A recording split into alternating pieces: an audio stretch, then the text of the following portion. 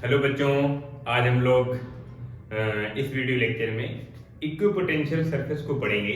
ये हमारा अभी जो वीडियो लेक्चर सीरीज चल रहा है ये इलेक्ट्रोस्टैटिक्स का है और आज इलेक्ट्रोस्टैटिक्स के लेक्चर सीरीज में आज हम लोग इक्विपोटेंशियल सरफेस को समझेंगे, यानी समविभव सतह या समविभव पृष्ठ क्या होता है और कैसे हम पहचान पाएंगे, जान पाएंगे, समझ पाएंगे ये जो सरफेस है हमारे पास किसी इलेक्ट्रिक फील्ड में, ये सरफेस इक्विपोटेंशियल सरफेस है, यानी इस सरफेस के हर एक पॉइंट पर पोटेंशियल की वैल्यू सेम है, पोटेंशियल की वैल्यू इक्वल है।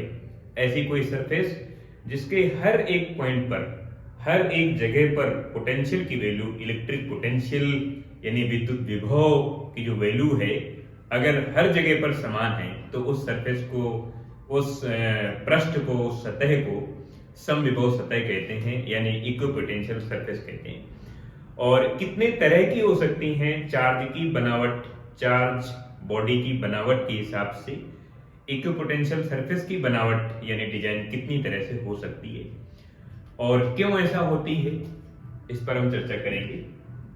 इलेक्ट्रिक फील्ड और सरफेस एरिया जो है, दोनों के बीच का एंगल कितना होता है और दोनों के बीच की जो डायरेक्शन है, इलेक्ट्रिक फील्ड की डायरेक्शन इनसाइड आउटसाइड होने की वजह से सरफेस और इलेक्ट्रिक फील्ड के बीच का एंगल कितना बनता है, इन बातों पर चर्चा करेंगे। तो आज का हम वीडियो लेक्चर स्टार्ट करते हैं। इक्विपोटेंशियल सरफेस,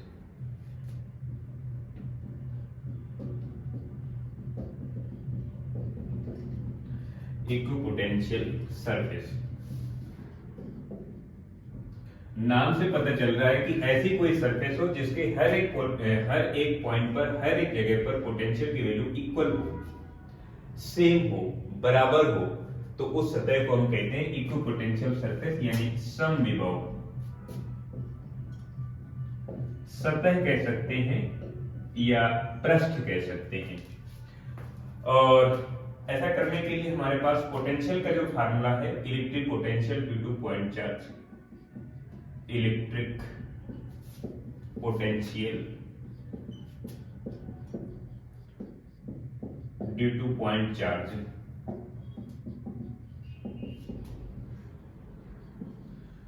सपोज दैट हमारे पास ये कोई पॉइंट चार्ज है, प्लस का हो सकता है, माइनस का हो सकता है।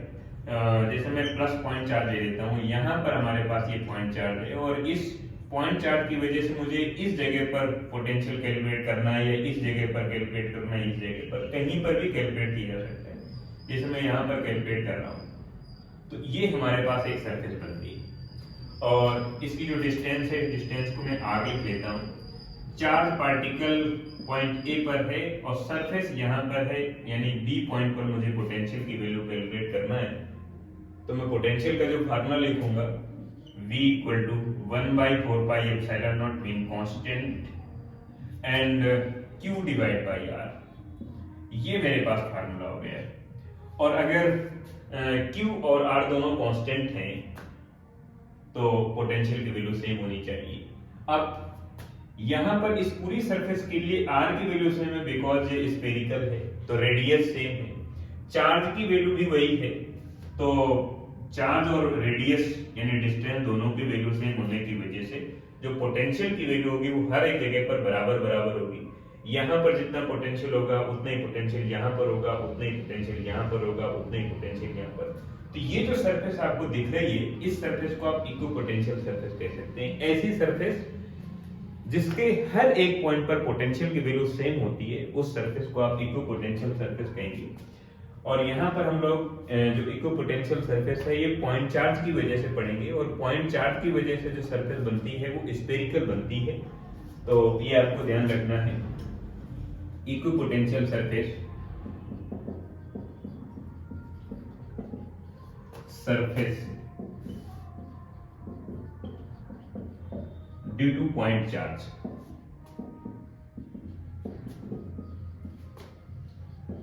पॉइंट चार्ज की वजह से कितना इक्विपोटेंशियल सरफेस होगी और किस तरह की होगी, किस बनावट की होगी, किस डिजाइन की होगी। सपोज दैट यहाँ पर कोई चार्ज पार्टिकल है, यहाँ पर ये हमारे पास चार्ज पार्टिकल है। अब इस चार्ज पार्टिकल का जो नेचर है वो पॉजिटिव है, तो फील्ड लाइन जस्ट आउटसाइड होगी इस तरह से, ठीक बाहर की तरफ जाएंगी तो फील्ड लाइंस हो गई। अब इस इलेक्ट्रिक फील्ड लाइंस पर अगर मैं सरफेस को बनाता हूं तो ये सरफेस बनेगी, ये सरफेस बनेगी। और अगर यहाँ पर मैं इस डिस्टेंस को देखता हूँ तो ये डिस्टेंस इस पॉइंट के लिए, वही डिस्टेंस इस पॉइंट के लिए, वही डिस्टेंस इस पॉइंट के लिए, तो ये जो आपको सरफेस दिख रही है, इस सरफेस का नाम मैं S1 लिख देता हूँ। तो S1 जो सरफेस है, उस सरफेस के हर एक पॉइंट पर जो पोटेंशियल की वैल्यू है वो सेम है, बिकॉज चार्ज और रेडियस यानी डिस्टेंस दोनों की वैल्यू सेम होने की वजह से पोटेंशियल की वैल्यू सेम होगी। दूसरी सरफेस S2 के हर एक पॉइंट पर पोटेंशियल की वैल्यू सेम है। तीसरी सरफेस S3 के हर एक पॉइंट पर पोटेंशियल की वैल्यू सेम है। ऐसी सरफेस जिसके हर एक पॉइंट पर पोटेंशियल की वैल्यू सेम हो, उस सरफेस को आप इक्विपोटेंशियल सरफेस कहेंगे। नहीं, मैं ऐसा नहीं कह रहा हूं कि S1 सरफेस पर जितना पोटेंशियल है उतना ही पोटेंशियल S2 पर होगा, ऐसा मैं नहीं कह रहा हूं। अगर यहाँ पर 10 वोल्ट का पोटेंशियल है तो यहाँ पर 10 नहीं होगा, 10 से कुछ डिफरेंट होगा। हाँ, लेकिन अगर S1 सरफेस पर 10 वोल्ट का पोटेंशियल है तो इसके हर एक पॉइंट पर 10 वोल्ट होगा, यहाँ पर, यहाँ पर, यहाँ पर। S1 सरफेस के हर एक जगह पर पोटेंशियल की वैल्यू सेम होगी। S2 सरफेस के हर एक पॉइंट पर पोटेंशियल की वैल्यू सेम होगी। S3 सरफेस पर हर एक पॉइंट पर पोटेंशियल की वैल्यू सेम होगी। अगर आप कोई नेगेटिव चार्ज देखते हैं तो नेगेटिव चार्ज यहाँ पर ये है। अब इसमें फील्ड लाइन इनसाइड होगी तो ये फील्ड लाइन हो गई, ये इनसाइड हो गई, ये फील्ड लाइन इनसाइड हो गई। अब यहाँ पर हम सरफेस इस तरह से इनफाइनाइट तक बना सकते हैं, ये इनफाइनाइट तक बना सकते हैं। तो ये सरफेस हो गई हमारे पास S1, ये S2, ये S3, ये Sn हो गई, या आप इनफाइनाइट कह सकते हैं। तो अगर मैं S1 सरफेस को देखता हूं तो S1 सरफेस के हर एक पॉइंट पर पोटेंशियल की वैल्यू सेम है। क्यों सेम है? उसका रीजन यही है कि हर एक जो S1 सरफेस है उसके हर एक पॉइंट के लिए डिस्टेंस की वैल्यू सेम है और चार्ज की वैल्यू सेम है। अगर यहां पर मैं पोटेंशियल 100 वोल्ट लिखता हूं यहां पर, तो इसी सरफेस के दूसरे पॉइंट पर पोटेंशियल 100 वोल्ट होगा और उसी सरफेस के किसी तीसरे पॉइंट पर पोटेंशियल की वैल्यू 100 वोल्ट होगी। यानी उस सरफेस के हर एक पॉइंट पर पोटेंशियल की वैल्यू सेम होगी। अगर सेम है तभी आप इक्विपोटेंशियल सरफेस कहेंगे। कोई जबरदस्ती नहीं है कि आपको इक्विपोटेंशियल सरफेस कहना ही कहना है, ये समविभव पृष्ठ कहना ही कहना है, नहीं, कोई जबरदस्ती नहीं है। अगर हर एक पॉइंट पर पोटेंशियल की वैल्यू सेम है तभी आप उसे इक्विपोटेंशियल सरफेस कहेंगे। अदरवाइज कोई दूसरी सरफेस हो जाएगी, उसका कोई दूसरा नाम हो जाएगा, बट इक्विपोटेंशियल सरफेस नहीं होगी, समविभव सतह नहीं होगा। तो इस सरफेस को आप इक्विपोटेंशियल सरफेस कह सकते हैं। S1 को, S2 भी इक्विपोटेंशियल सरफेस है, S3 भी इक्विपोटेंशियल सरफेस है। इस तरह से इनफाइनाइट जितनी भी सरफेस बनेगी सभी इक्विपोटेंशियल सरफेस होंगी। आपको ये ध्यान रखना है कि इलेक्ट्रिक फील्ड की डायरेक्शन पर अगर आप जाते हैं तो पोटेंशियल की वैल्यू डिक्रीज होती है। इलेक्ट्रिक फील्ड की डायरेक्शन पर अगर जाते हैं, इलेक्ट्रिक फील्ड की डायरेक्शन पर अगर जाते हैं तो पोटेंशियल की वैल्यू डिक्रीज होती है और नेगेटिव चार्ज में पोटेंशियल की वैल्यू डिक्रीज होगी या इंक्रीज होगी। कैसे डिसाइड करेंगे हम लोग? क्योंकि फील्ड की डायरेक्शन इनसाइड है, तो अगर आप इनसाइड आएंगे तो पोटेंशियल की वैल्यू डिक्रीज होगी। अगर आप इनसाइड आएंगे तो पोटेंशियल की वैल्यू डिक्रीज होगी। जैसे यहाँ पर इस सरफेस पर कोई पोटेंशियल हो गई, जैसे मैं S3 पर लिख देता हूँ V3 पोटेंशियल है, S2 पर V2 पोटेंशियल है और S1 पर V1 पोटेंशियल है। तो पोटेंशियल डिक्रीज हो रहा है, तो डिक्रीज होने का मतलब आप यहाँ पर अगर लिखेंगे तो V3 ज्यादा है V2 एंड V1, ये रिलेशन है। यानी V1 कम हो रहा है क्योंकि आप इनसाइड आ रहे हैं। इनसाइड का मतलब फील्ड की डायरेक्शन पर आ रहे हैं। फील्ड की डायरेक्शन पर आने पर पोटेंशियल की वैल्यू डिक्रीज होती है और फील्ड की अपोजिट डायरेक्शन पर जाने पर जो पोटेंशियल की वैल्यू है वो इंक्रीज होती है। और अगर पॉजिटिव चार्ज में आपको देखना है तो पॉजिटिव चार्ज में फील्ड की डायरेक्शन जस्ट आउटसाइड है, तो आउटसाइड जाने पर पोटेंशियल की वैल्यू डिक्रीज होगी। जैसे S1 पर पोटेंशियल V1 है, S2 पर पोटेंशियल V2 है, यहाँ पर V3 है, तो इसके लिए अगर मैं रिलेशन लिखूंगा तो V1 ज्यादा होगा V2 एंड V3। इस तरह से धीरे धीरे डिक्रीज होता रहेगा और इनफाइनाइट में जाके जीरो हो जाएगा। तो ये पॉइंट चार्ज की वजह से इक्विपोटेंशियल सरफेस हो गया। और इक्विपोटेंशियल सरफेस का कंसेप्ट क्या है, डायग्राम कैसे बन सकता है, अगर कोई पॉइंट चार्ज है तो इक्विपोटेंशियल सरफेस की जो डिजाइन होगी वो स्पेरिकल होगी।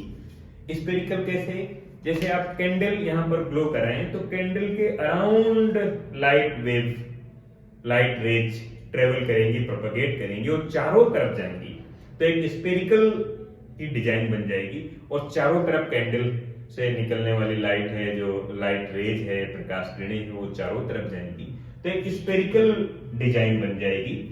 और उसी तरह से यहाँ पर कोई चार्ज पार्टिकल है और इससे चारों तरफ एक स्पेरिकल डिजाइन में फील्ड लाइंस बाहर की तरफ जा रही हैं, तो एक स्पेरिकल डिजाइन बन जाएगी और इस सरफेस को आप कहेंगे इक्विपोटेंशियल सरफेस। इक्विपोटेंशियल सरफेस की खासियत यही है कि उसके हर एक पॉइंट पर पोटेंशियल की वैल्यू सेम होनी चाहिए, अगर है तभी आप उसको इक्विपोटेंशियल सरफेस कहेंगे, अदरवाइज वो इक्विपोटेंशियल सरफेस नहीं है।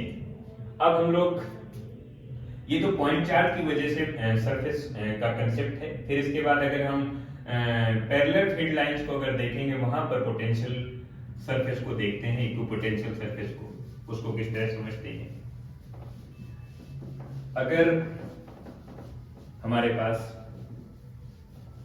यूनिफॉर्म इलेक्ट्रिक फील्ड है, कोई चार्ज प्लेट है, चार्ज प्लेट का मतलब है कि अगर ये हमारे पास कोई पॉजिटिव प्लेट हो गई, इधर की तरफ ये कोई नेगेटिव प्लेट हो गई, ये पॉजिटिव प्लेट हो गई, ये नेगेटिव प्लेट हो गई, तो अब आपको एक कंसेप्ट मालूम है कि फील्ड की जो डायरेक्शन होती है फ्रॉम पॉजिटिव टू नेगेटिव होती है, तो फील्ड की डायरेक्शन हो गई ए टू बी हो गई। अब यहां पर जो इक्विपोटेंशियल सरफेस होगा वो यहां पर जितना होगा, यहां पर आप फील्ड की डायरेक्शन पर जैसे जैसे जाएंगे वैसे वैसे पोटेंशियल की वैल्यू डिक्रीज होगी। इसके हर एक पॉइंट पर पोटेंशियल की वैल्यू सेम है। जैसे यहां पर मैं 10 वोल्ट लिख देता हूं तो यहां पर कुछ कम होगा, और कितना कम होगा, सपोज जैसे मैं 9 वोल्ट लिख देता हूं, यहां पर 8 वोल्ट होगा, यहां पर 7 वोल्ट होगा, तो इसके हर एक पॉइंट पर पोटेंशियल की वैल्यू सेम है। कितना है? 10 वोल्ट है। लेकिन जैसे आप आगे गए तो एक दूसरी सरफेस हमें मिलती है, वहां पर पोटेंशियल कुछ और होगा, 9 वोल्ट होगा। तो यहाँ पर हर एक पॉइंट पर, यहाँ पर हर एक जगह पर पोटेंशियल की वैल्यू 9 वोल्ट है। तो इस पूरी सरफेस को आप इक्विपोटेंशियल सरफेस कह सकते हैं। इसी तरह से यहाँ पर ये आप देख सकते हैं, ये इक्विपोटेंशियल सरफेस है, ये भी इक्विपोटेंशियल सरफेस है। अब आप कंपेयर करेंगे कि यहाँ पर पोटेंशियल कुछ और है, यहाँ पर पोटेंशियल कुछ और है, यहाँ पर 10 वोल्ट है, यहाँ पर 9 वोल्ट है, तो फिर ये इक्विपोटेंशियल सरफेस कैसे हो गया? नहीं, मैं ऐसा नहीं कह रहा हूं। मैं कह रहा हूं एक ही सरफेस को देखना है और उस एक सरफेस के हर एक पॉइंट पर पोटेंशियल की वैल्यू सेम है, ऐसा मैं कह रहा हूं। और जो ये वैल्यू डिक्रीज हो रही है आगे की तरफ जाने पर, ये आपको ध्यान रखना है कि अगर आप फील्ड की डायरेक्शन पर जा रहे हैं, आप इलेक्ट्रिक फील्ड की डायरेक्शन पर जाएंगे तो पोटेंशियल की वैल्यू डिक्रीज होती है, और आप फील्ड की डायरेक्शन पर जा रहे हैं फ्रॉम पॉजिटिव टू नेगेटिव तो पोटेंशियल की वैल्यू डिक्रीज होती है। एक इसी का दूसरा डायग्राम देख लेते हैं कि ये हमारे पास इलेक्ट्रिक फील्ड लाइंस हैं, ये हमारे पास इलेक्ट्रिक फील्ड लाइंस हैं, और अगर यहाँ पर मैं फील्ड की डायरेक्शन को प्रेजेंट करता हूँ तो ये हो जाएगा, ये एक सरफेस हो गई हमारे पास। ये इस तरह से बहुत सारी और सरफेस बनाई जा सकती हैं, तो मैं इस तरह की सरफेस इतनी की ओर बना लेता हूँ, और ये इनफाइनाइट तक इसी तरह से बनाई जा सकती है, इस तरह से इनफाइनाइट तक बनाई जा सकती है। तो एक ये सरफेस हो गई हमारे पास, ये पूरी सरफेस, एक ये सरफेस हो गई, तो ये S1 सरफेस हो गई, ये S2 सरफेस हो गई, ये इनफाइनाइट वाली हो गई तो S इनफाइनाइट हो गई। फील्ड की डायरेक्शन पर जा रहे हैं तो पोटेंशियल की वैल्यू डिक्रीज हो रही है, इधर पॉजिटिव है उधर नेगेटिव है, तो फील्ड की डायरेक्शन पर जाने पर पोटेंशियल डिक्रीज होता है। जैसे यहाँ पर 100 वोल्ट है, यहाँ पर कुछ कम हो जाएगा, 80 वोल्ट हो गया, यहाँ पर 60 वोल्ट हो जाएगा। लेकिन अगर यहां पर 100 वोल्ट है तो इस सरफेस के हर एक पॉइंट पर पोटेंशियल की वैल्यू 100 वोल्ट है। अगर है तो भी आप इसे इक्विपोटेंशियल सरफेस कहेंगे, अदरवाइज नहीं है। लेकिन हर एक पॉइंट पर पोटेंशियल की वैल्यू सेम है, तो आप इस सरफेस को इक्विपोटेंशियल सरफेस कह सकते हैं, इसको इक्विपोटेंशियल सरफेस कह सकते हैं, इसको भी इक्विपोटेंशियल सरफेस कह सकते हैं। इस तरह की इनफाइनाइट इक्विपोटेंशियल सरफेस बन सकती हैं और बनाई जा सकती हैं। और ये सरफेस हो गई हमारे पास इक्विपोटेंशियल सरफेस, और यहाँ पर जो इक्विपोटेंशियल सरफेस की जो डिजाइन है वो पैरेलल है या प्लेन कह सकते हैं। तो यहाँ पर चार्ज प्लेट की वजह से जो सरफेस की डिजाइन आ जाएगी वो पैरेलल हो जाएगी, पैरेलल या प्लेन इक्विपोटेंशियल सरफेस।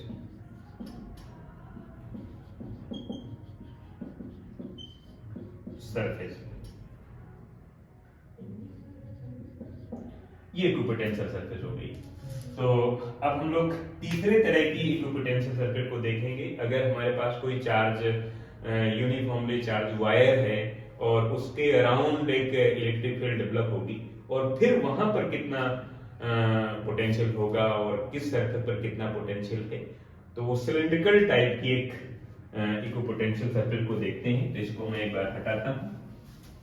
अगर मेरे पास कोई चार्ज यूनिफॉर्मली चार्ज या नॉन यूनिफॉर्मली चार्ज कोई वायर है, कोई रॉड है, और ये यहां पर ये इस तरह से इनफाइनाइट लेंथ का हो सकता है, माइनस इनफाइनाइट, और ये प्लस इनफाइनाइट या फाइनाइट लेंथ का हो सकता है। इसमें पॉजिटिव चार्ज है या नेगेटिव भी हो सकता है, मेरे कहने का मतलब। अब इसके आसपास इलेक्ट्रिक फील्ड डेवलप होगी, तो एक ही इलेक्ट्रिक फील्ड ये सरफेस हो जाएगी, ये सरफेस, जैसा आप गाउस एप्लीकेशन में पढ़ते हैं। तो इस सरफेस के हर एक पॉइंट पर पोटेंशियल की वैल्यू सेम है। फिर इसके अलावा एक और सरफेस ऐसे बनाई जा सकती है इस तरह से। तो ये दूसरी इक्विपोटेंशियल सरफेस हो गई, ये हो गई S1, ये हो गई S2। इस तरह से और बहुत सारी इनफाइनाइट तक बनाई जा सकती हैं। ये सभी इक्विपोटेंशियल सरफेस हो जाएंगी। ये हो गई S इनफाइनाइट वाली हो जाएगी। तो यहां पर जितना पोटेंशियल है S1 सरफेस पर, तो हर एक जगह पर पोटेंशियल की वैल्यू सेम है। जैसे मैं 50 वोल्ट का पोटेंशियल ले लेता हूं, तो इस सरफेस के हर एक पॉइंट पर पोटेंशियल की वैल्यू 50 वोल्ट है। यहाँ पर कुछ और होगा, लेकिन जितना होगा इस सरफेस पर एक ही जैसा रहेगा।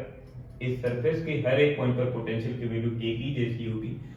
तो ऐसे ही कोई सरफेस इलेक्ट्रिक फील्ड में जिसके हर एक पॉइंट पर पोटेंशियल की वैल्यू सेम होती है, उस सरफेस को आप इक्विपोटेंशियल सरफेस कहेंगे।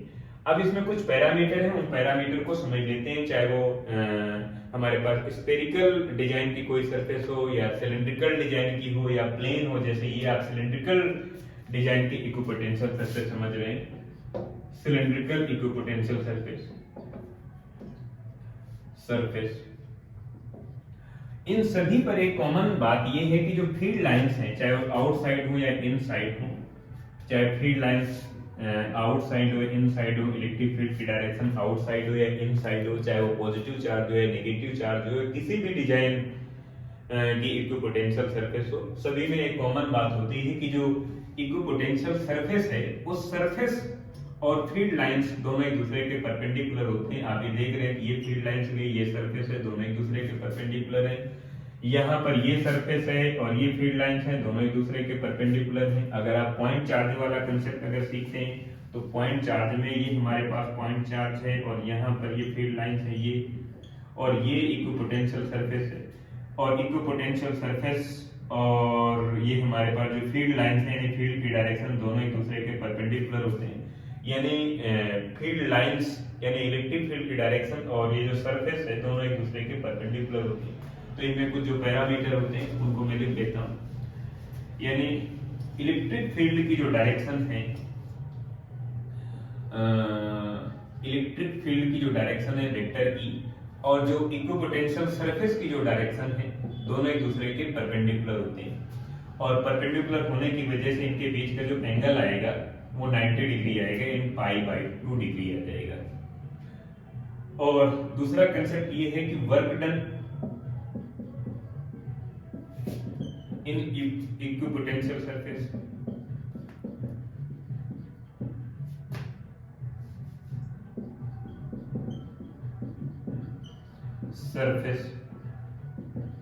वर्क डन कैसे कैलकुलेट करते हैं? Work done W equal to charge, जिस चार्ज को आप मूव करा रहे हैं एक जगह से दूसरी जगह पर, मल्टीप्लाई पोटेंशियल डिफरेंस,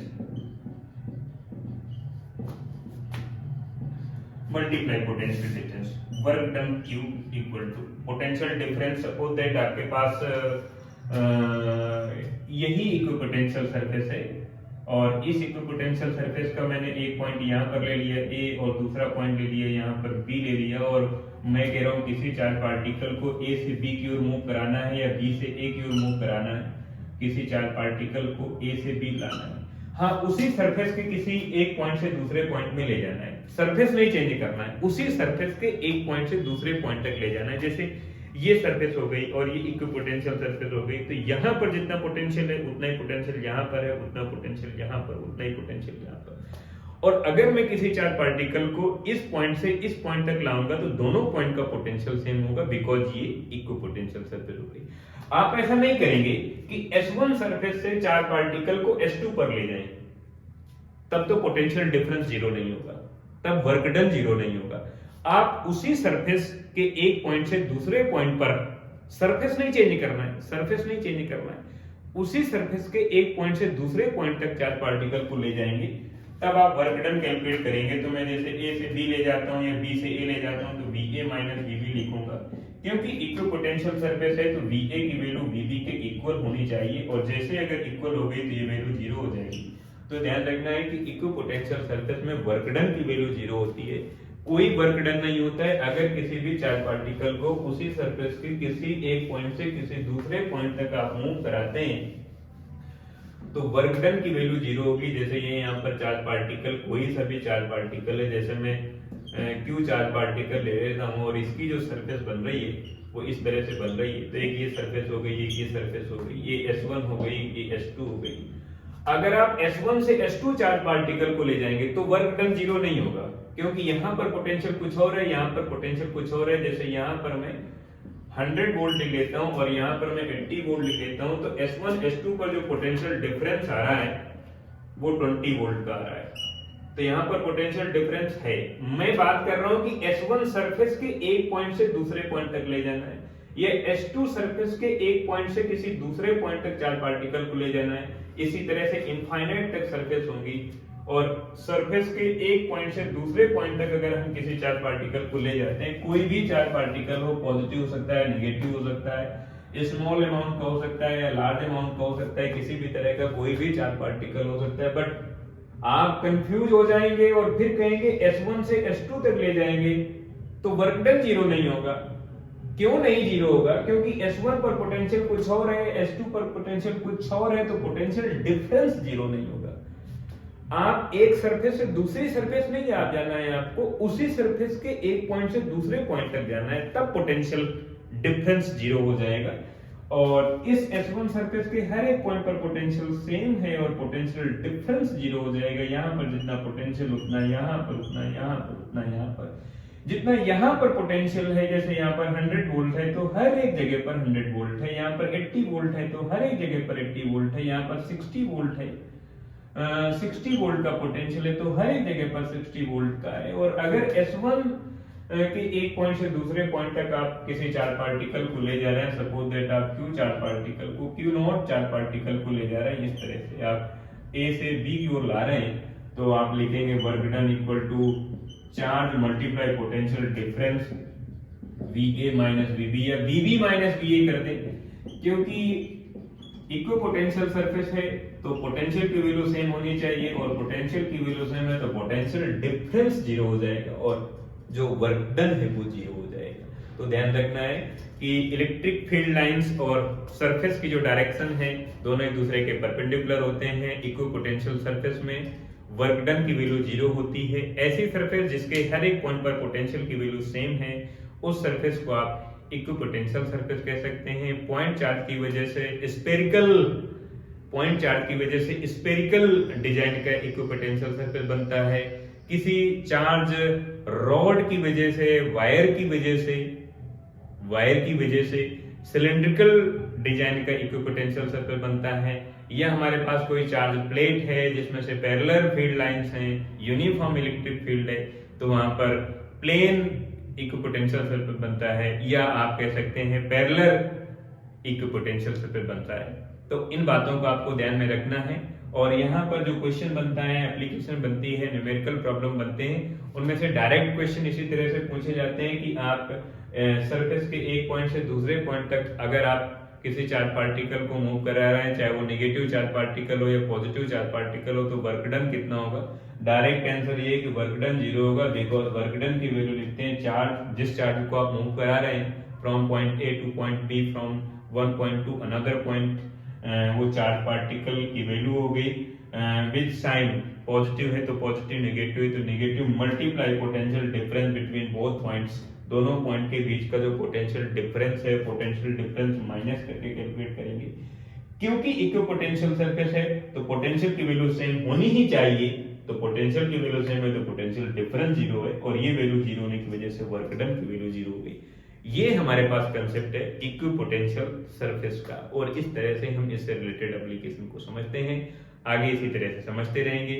अगले एप्लीकेशन में, अगले वीडियो लेक्चर में इक्विपोटेंशियल सरफेस और इससे रिलेटेड कुछ न्यूमेरिकल प्रॉब्लम, इलेक्ट्रिक फील्ड और इलेक्ट्रिक पोटेंशियल में क्या रिलेशन होता है, किस तरह के इसके एप्लीकेशन बनती हैं, न्यूमेरिकल कैसे होते हैं, तो अगला वीडियो लेक्चर हमारे पास रहेगा relation between electric potential and electric field, यानी ई एंड वी में रिलेशन क्या होता है, electric field and electric potential में क्या रिलेशन होता है। अगला वीडियो लेक्चर इस पर डिपेंड होगा। आज के वीडियो लेक्चर में हम लोग केवल इक्विपोटेंशियल सरफेस और इससे संबंधित, इससे रिलेटेड जो बातें हैं, जो कंसेप्ट हैं, जो तजुर्बा तरीका है, जो मेथड है, उसको हमने समझा।